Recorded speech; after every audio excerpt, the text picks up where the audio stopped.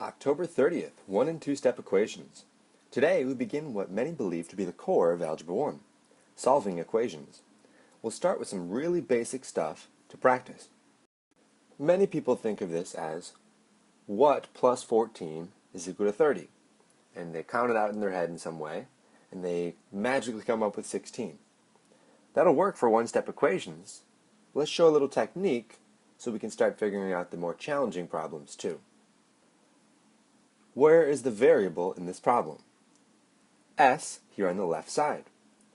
To solve for S, we want to get S completely by itself, which means everything to the left of this equal sign has to be canceled out.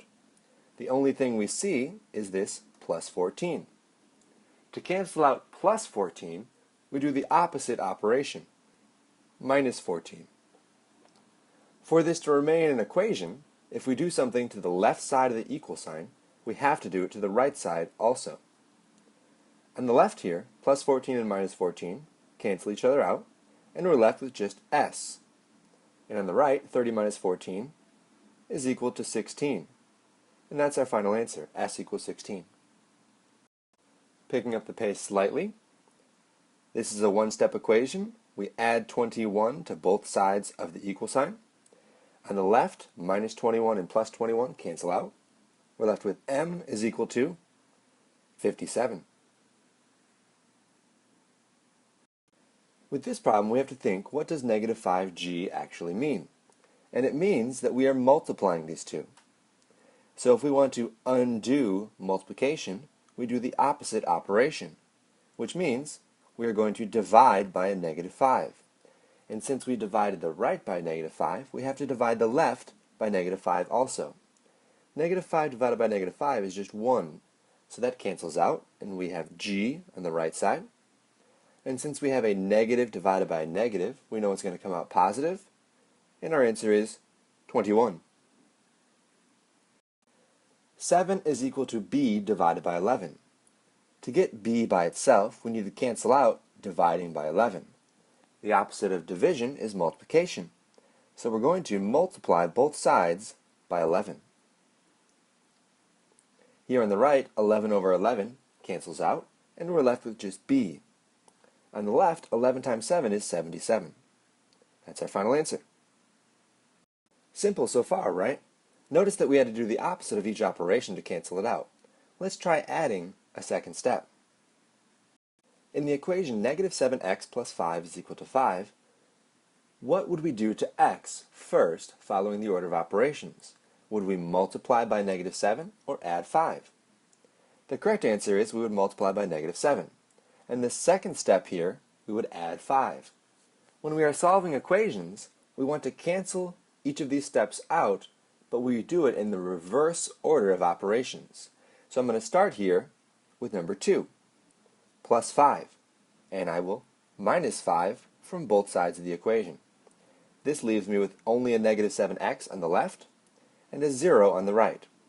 Then I divide by negative 7 to cancel out that negative 7, and I'm left with x is equal to 0, because 0 divided by anything is still 0. Moving to the right, 6x plus 3 is equal to 69.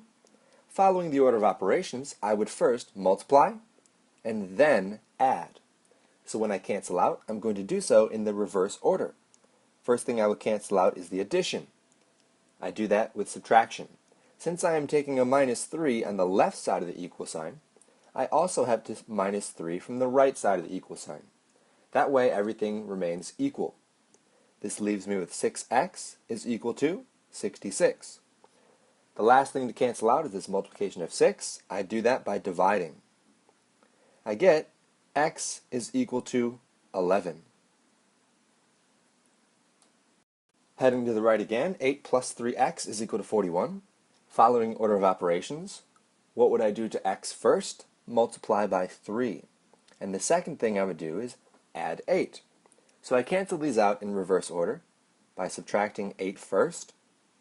This gives me 3x because 8 and minus 8 canceled out, and 33 on the right. My second thing to undo is the multiplication. I do so with division, and I get x is equal to 11. Now let's add some negatives here. Still following the order of operations, I would multiply and then add. So I cancel these out in the reverse order. Minus 10 to cancel out the plus 10. And since I did the left side of the equal sign, I have to minus 10 from the right also. I'm left with negative 6x is equal to 66. Now, I have to divide by a negative 6. And this means on the right, I have a positive divided by a negative, so my answer is going to come out negative. And negative 11 is my final answer. In a problem like 8 minus 2x is equal to 4, the mistake that most people try to make is they see minus 2 and they think, oh, I need to add 2. But that's not correct. In fact, I could rewrite this equation. Instead of 8 minus 2x is equal to 4, I could rewrite it as 8 plus a negative 2x is equal to 4. These two equations are identical. The key thing to note is that x is being multiplied by a negative 2. So when I go to cancel things out, by order of operations, the first thing that happens to x, it's multiplied, and then I add 8. So I cancel out the 8 first, minus 8. This leaves me with a negative 2x is equal to negative 4. And when I divide both sides by a negative 2, x is equal to a positive 2. Last problem, 7x plus 6 is equal to negative 22. If I follow order of operations, first I would multiply by 7, then add 6. Remember, I cancel these out in the reverse order, so I'll minus 6 from both sides. 7x is equal to a negative 28, because when I subtract from a negative number, it brings me further negative. When I divide by a positive 7, on the left, 7 over 7 cancels out, because 1 times x is still just x. And on the right, negative 28 divided by 7 is a negative 4.